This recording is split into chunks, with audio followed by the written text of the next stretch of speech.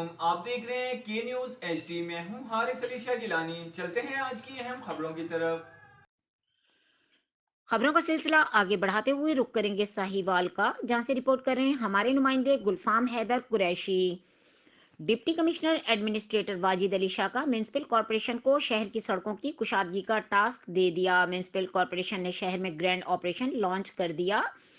انسداد تجاوزات اسکواڈز کی high street road, Depal پور بازار سمیت دیگر علاقوں میں کارروائی، آمدورفت میں رکاوٹ کا سبب بننے والی عارضی اور پختہ رکاوٹوں کا صفایا۔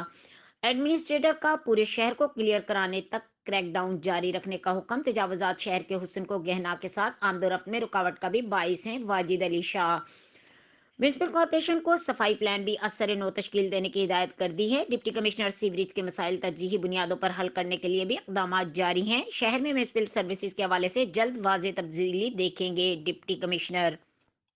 مزید خبروں اور اپڈیٹس کے لیے ہمارے ساتھ رہیے گا، تب تک کے لیے اپنا خیال رکھیے گا۔ اللہ حافظ۔